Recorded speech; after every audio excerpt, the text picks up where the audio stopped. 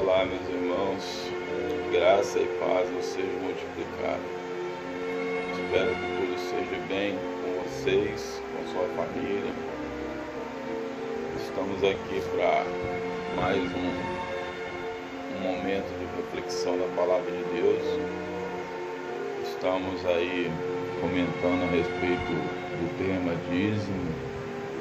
Já falamos sobre o fundamento, de onde surgiu, quem são aqueles que contribuíram com o dízimo, que fizeram a sua participação nessas contribuições no passado, para quem eram, a finalidade deles, e começamos a entrar no Novo Testamento. Muitos consideram o Novo Testamento os evangelhos, Mateus, Marcos, Lucas e João.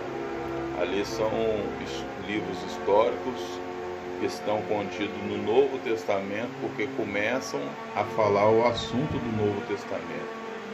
Mas ali só conta a história de quando Jesus nasceu até a sua morte, como que foi a sua ressurreição, e ali se encerra a sua participação fisicamente na história do Evangelho. A partir daí se estabelece o Novo Testamento.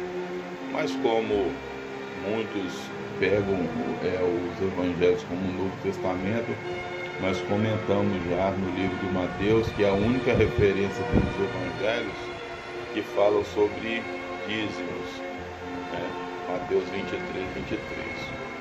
Bom, hoje nós vamos falar do próximo livro que vai falar a palavra dízimo, explicitamente está escrito na Epístola aos Hebreus. A Epístola aos Hebreus, se você pegar a sua Bíblia, você vai ver que ela não tem um autor. Foi escrito por um dos apóstolos anonimamente, escrevendo aos Hebreus. E aí ficou assim.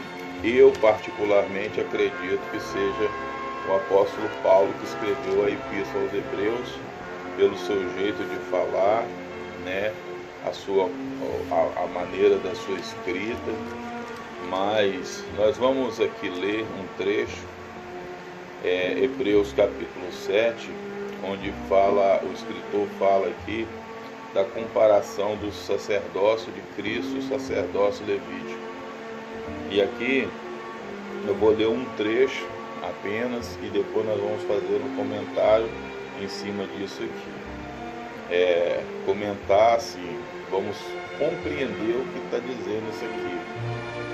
Diz assim, eu vou ler do capítulo 7, vocês ficam à vontade para ler capítulo 7, 8, 9, o livro todo está falando sobre o sacerdócio de Cristo e o sacerdócio levítico. Está falando tudo e fazendo as suas comparações. Mas quando fala o assunto dízimo, alguns pegam que realmente no livro, na Epístola aos Hebreus capítulo 7, fala sobre o dízimo e pegam isso para se apoiar que no Novo Testamento está mandando dar o dízimo. E aqui não tem nenhuma ordem, nenhuma ordenança, é muito pelo contrário. Aqui não está dando nenhuma ordem para dar o dízimo, simplesmente pegou a referência do dízimo, porque vai falar do sacerdócio levítico, e os levitas têm direito de receber o dízimo dentro da lei mosaica. Então ele falou sobre o dízimo, porque justamente Abraão, antes de ter filhos, ele deu dízimo. E aí ele vai fazer essa comparação, o porquê dessas coisas, e nós vamos estudar aqui agora.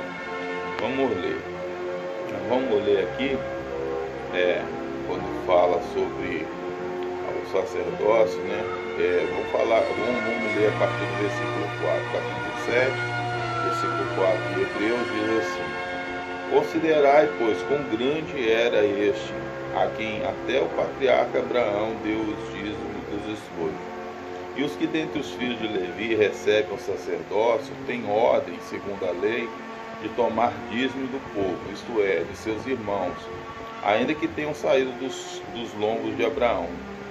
Mas aquele cuja genealogia não é contada entre eles, tomou o dízimo de Abraão e o abençoou, o que tinha as promessas. Ora, sem contradição alguma, o menor é abençoado pelo maior. E aqui certamente tomam o dízimo homens que morrem. Ali, porém, aquele de quem se testifica que vive.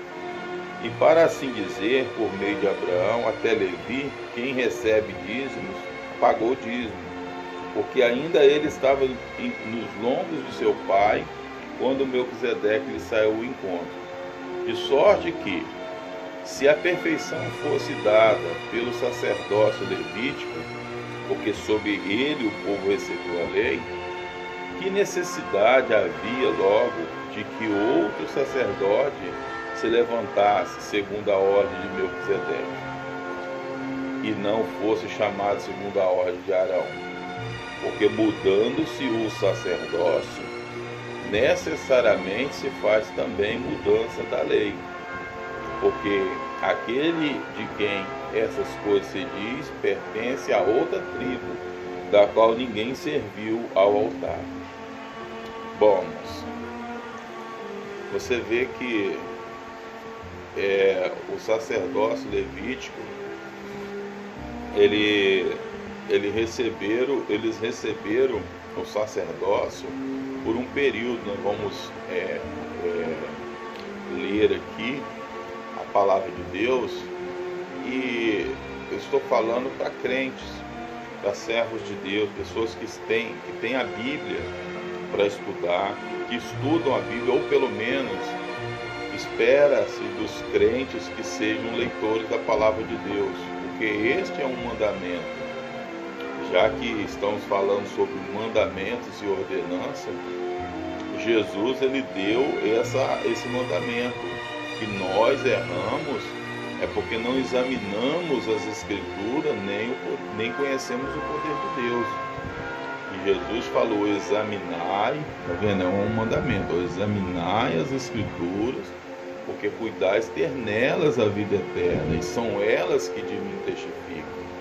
Quer dizer, são as Escrituras que falam, que dão testemunho de Jesus, quais são as suas vontades para nós. E nós cometemos erro quando nós não examinamos. Ele não mandou você ler, pegar a Bíblia e ficar lendo como se fosse um livro, de uma historinha, procurar saber e ficar inteirado em tradições, porque eu vejo muito isso, os pastores, quando vão ensinar, e principalmente quando eles querem liberar alguma coisa que no passado era proibido. Aí eles começam a analisar a tradição do lugar. Porque lá em Coríntios, quando fala lá de corte de cabelo da mulher, que a mulher não pode cortar o cabelo, que o homem tem que aparar o cabelo e tal, eles falam, porque lá era uma cidade marítima, e lá as mulheres prostitutas cortavam o cabelo baixinho. E aí Paulo falou que se a mulher tinha que ter cabelo crescido, ou então rapar e tal, para não ficar igual a elas. E começa-se a ter as tradições do lugar. Irmãos, olha bem, nós temos que pensar assim: o Deus que nós servimos é um Deus onisciente. Bom, se o nosso Deus é onisciente, quer dizer que Ele sabe o que aconteceu, sabe o que está acontecendo e sabe o que vai acontecer, certo? Bom, se Ele sabe do passado, do presente, e sabe o futuro, tudo que vai acontecer, e nós consideramos a Bíblia como a palavra de Deus. A Bíblia é a palavra de Deus. Aquilo que está escrito ali são palavras inspiradas por Deus. Deus é que mandou escrever daquela forma, inspirou, o Espírito Santo inspirou os apóstolos para escrever daquele jeito. Bom, se nós cremos dessa forma, que Deus é onisciente, que a palavra que está escrita foi Ele que mandou escrever, então, por mais que seja naquela época uma coisa de tradição, Deus já sabia que nós hoje iríamos pegar a Bíblia, ler ela E lendo ela, nós ia ver isso escrito, e isso ia ser diretrizes para nós, com o nosso comportamento aqui na terra, diante de Deus e diante dos homens. Então não tem esse negócio de a tradição da época. A tradição da época não diz nada a respeito a nós, não. O que fala para nós é: o que eu vou fazer com essa informação? Eu vou obedecer ela ou eu vou ficar conjecturando? Porque eu aqui não estou falando de dogma. Vocês podem assistir os meus vídeos e você vai ver que não existe. Eu não falo de igreja de fulano, igreja de ciclano, ministério A, ministério B. Aqui nós estamos conversando sobre a palavra de Deus. Você quer ouvir a verdade? Fica no meu canal. Ouve o meu canal. Não vou falar que eu sou o único, mas eu sou um dos únicos canais que tem um conteúdo 100% da Bíblia, sem conjectura, sem ficar sem mimimi. A palavra nua e crua, como o pastor José Carlos de Lima costuma falar, a palavra nua e crua, né, irmãos?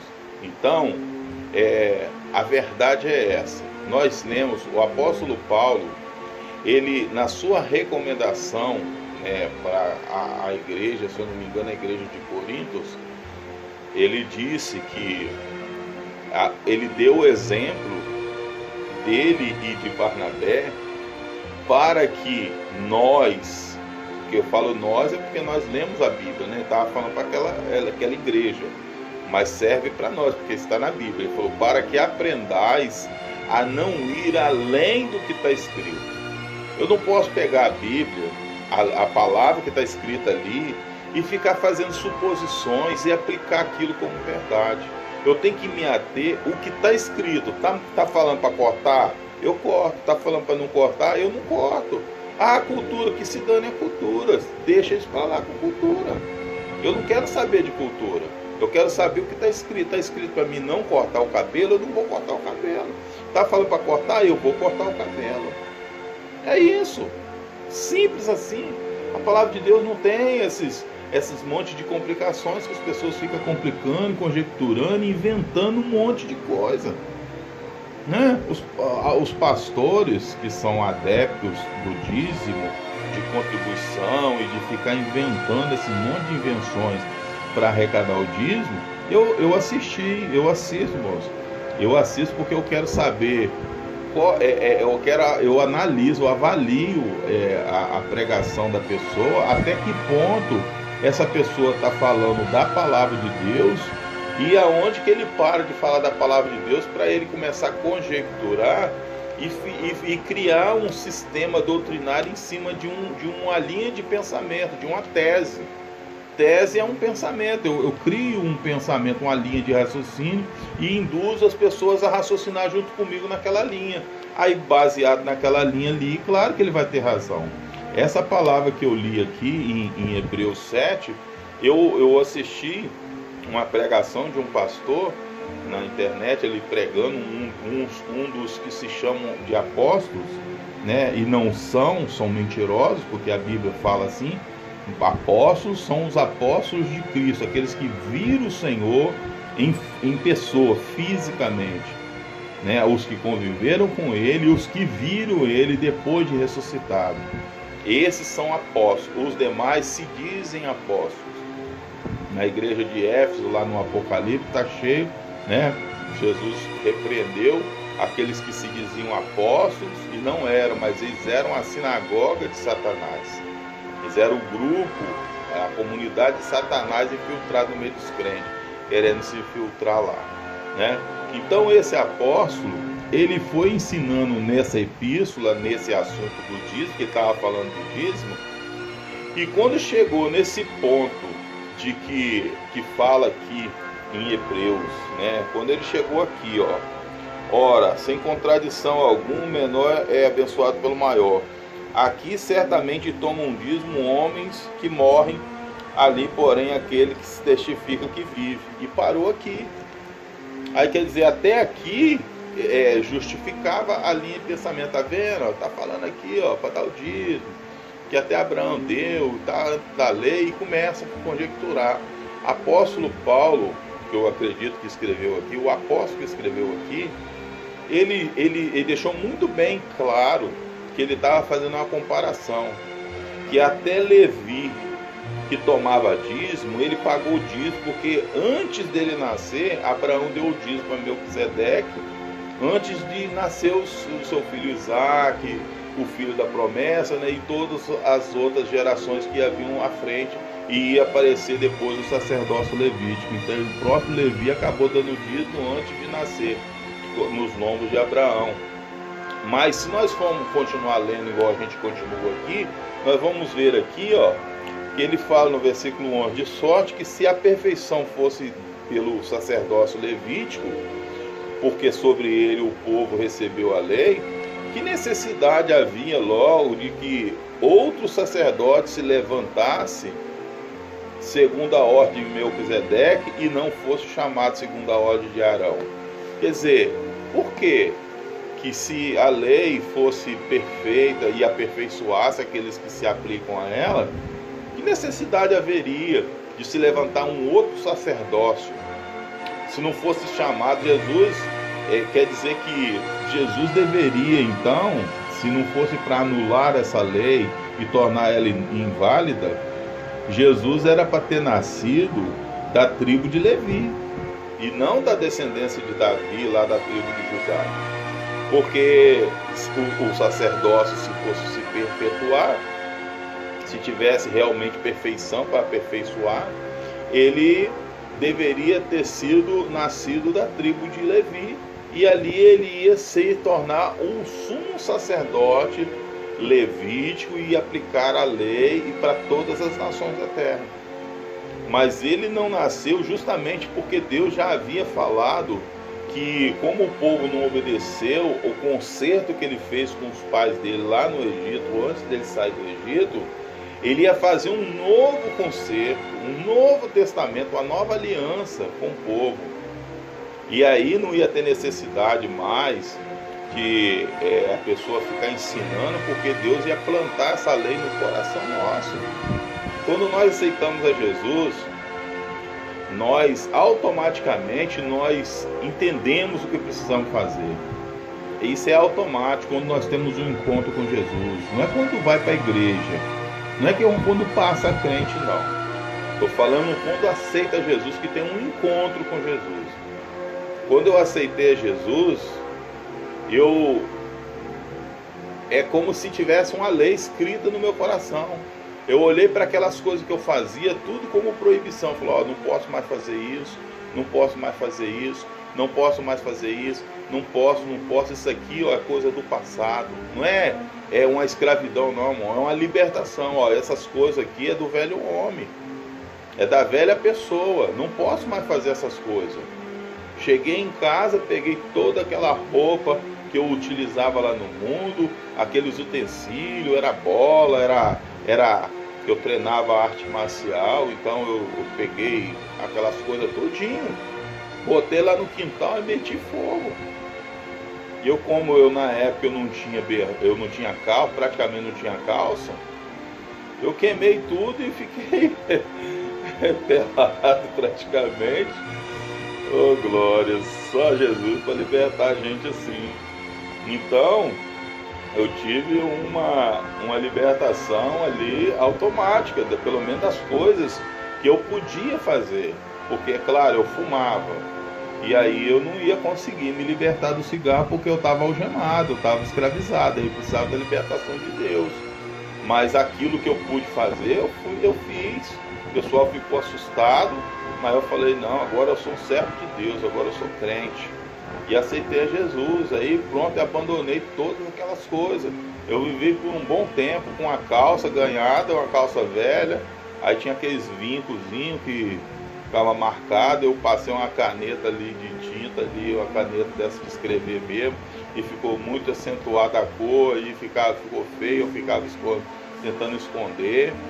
Quando lavava aquela calça e aquela camisa, eu ficava dentro do quarto enrolado numa toalha lá, esperando ela secar, pedindo misericórdia a Deus.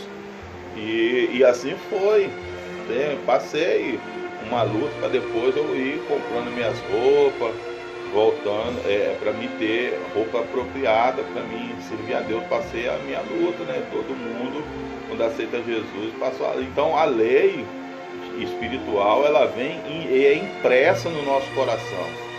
Agora, eu acho muito estranho isso, depois que a pessoa tem um tempo na igreja, começa a fazer coisas que ele não fazia antes e diz que ele era ignorante. Não, ele era espiritual, ele agora está deixando o espírito e viver na carne.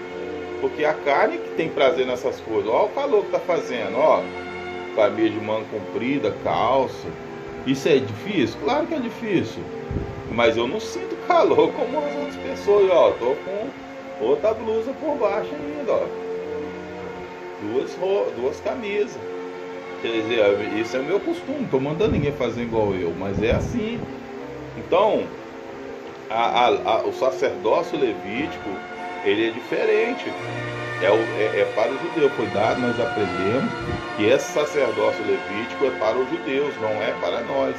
E nós vemos aqui que está muito claro aqui, quando o escritor diz aqui que se levantou, porque mudando, versículo 12, porque mudando-se o sacerdócio, não está falando do sacerdote não, porque lá na lei levítica, né, no sacerdócio levítico, de ano em ano eles elegem um sumo sacerdote, tem aquelas eleições deles.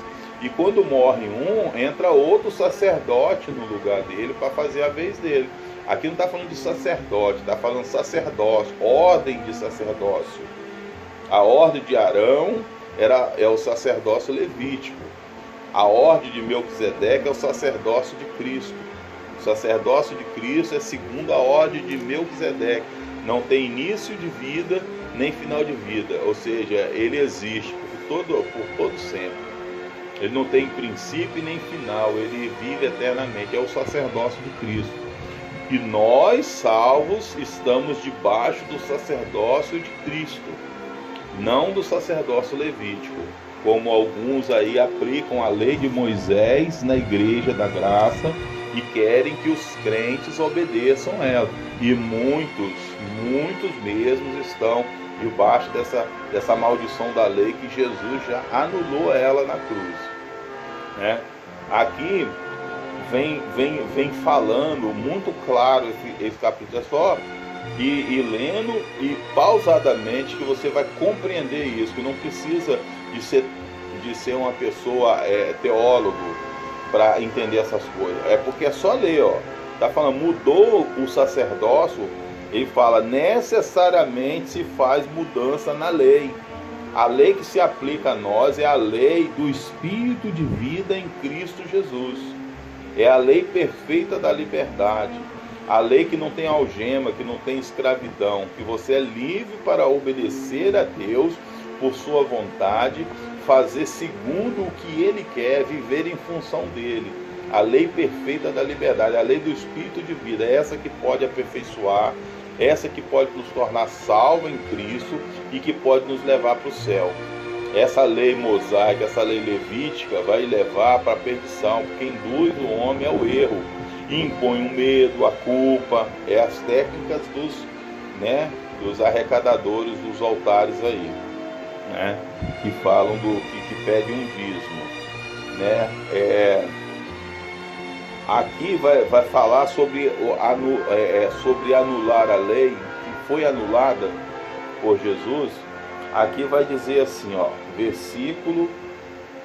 vamos ver aqui o versículo 17, ó, porque dele assim se testifica, tu és sacerdote eternamente segundo a ordem de Melquisedeque, porque o presente mandamento é abrogado por causa da fraqueza e inutilidade, pois a lei nenhuma coisa aperfeiçoou, e desta sorte é introduzida uma melhor esperança pela qual chegamos a Deus.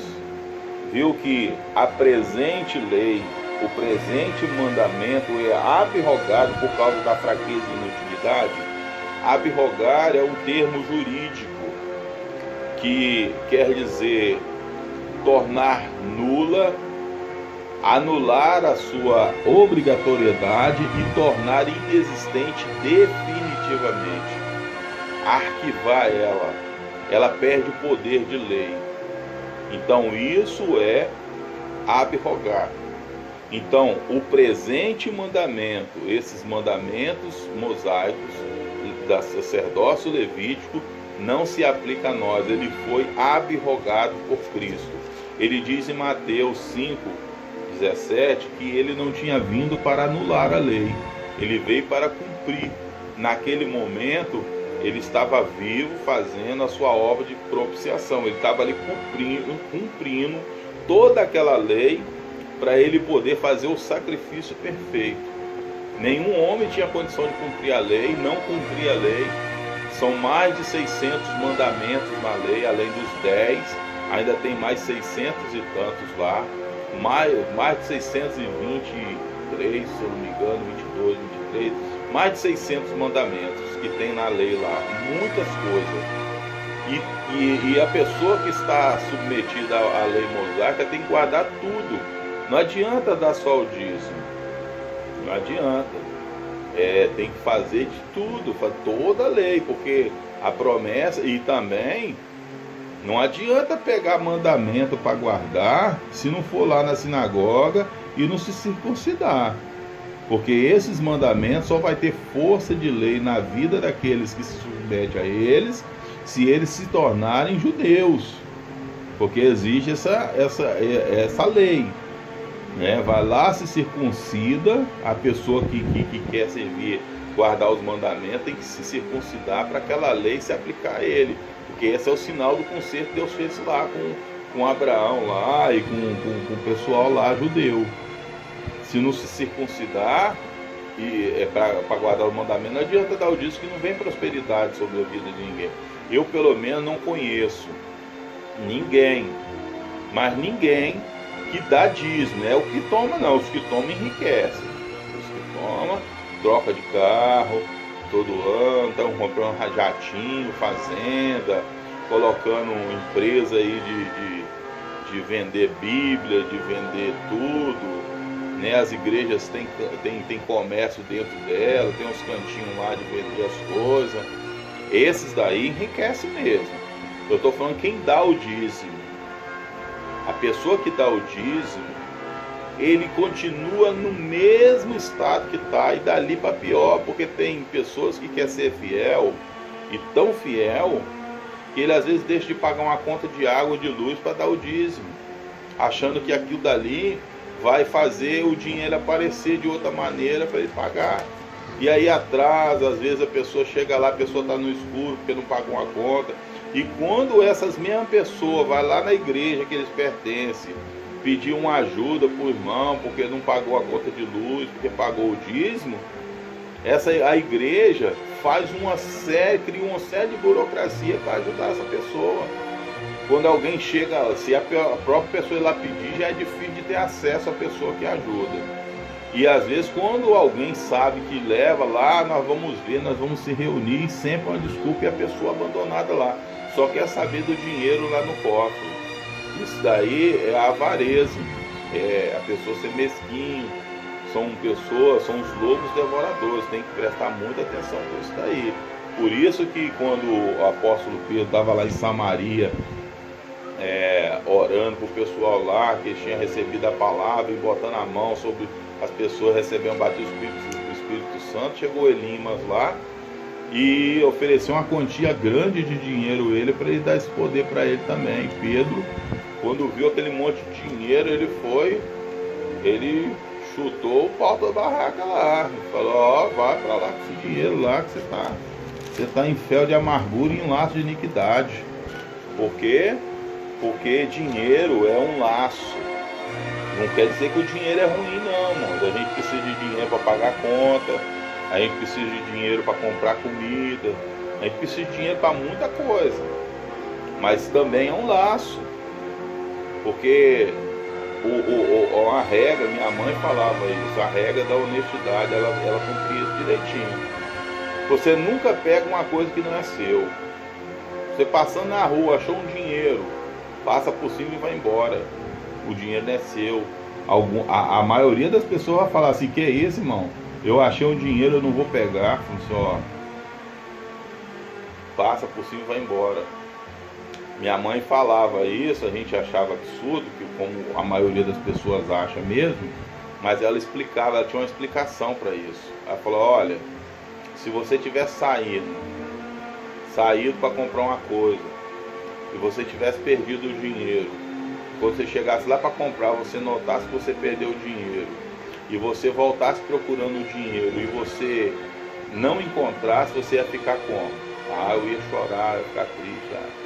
E se você encontrasse, nossa, eu ia ficar muito feliz. Pois é isso daí a diferença. Se você passa por cima do dinheiro que você encontrou e a pessoa vir procurando e encontrar, você vai promover uma felicidade muito grande na vida de alguém. E você não pegou aquilo que não é seu. E normalmente quando a gente pega uma coisa que não é da gente, que a gente encontra e pega pra gente, aquilo dali estraga logo, a gente gasta logo, porque a gente não dá muito valor, porque a gente não teve trabalho para conquistar aquilo. Então, ser honesto. Então, o dinheiro quando vem, ele vem com um laço junto. A pessoa vai se habituando àquilo dali, aquilo vai se tornando normal, daqui a pouco a pessoa está roubando, enganando, e aquilo tudo é normal para eles. Isso eu conheço, é um monte. Se eu for falar sobre essas coisas aqui no vídeo, nós vamos ficar aqui pelo menos umas 2 horas falando só sobre isso. Mas eu quero mostrar para os irmãos, além disso aqui, que nós estamos lendo aqui, Paulo, o escritor aqui, né, eu vou considerar que seja Paulo mesmo. Eu creio assim, a maioria das pessoas que eu conheço concorda com minha linha de pensamento, que seja Paulo que escreveu a epístola, né? Ele disse aqui que esse mandamento presente, que nós estamos falando da lei levítica, ele foi abrogado, ele foi anulado, ele se tornou ineficaz, então ele se extinguiu. E depois, no capítulo 8, ele fala aqui que, deixa eu ver, eu acho que é capítulo 8,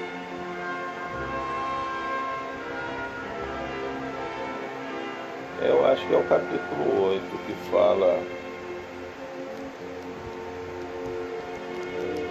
Ele fala aqui no capítulo 8 sobre o outro concerto que ele fez. Que ele fez com o povo, né? Aquele primeiro, que é o da lei mosaica, que os levitas exigem lá em Israel e o povo de Israel adota ele, e que a maioria dos crentes estão obedecendo.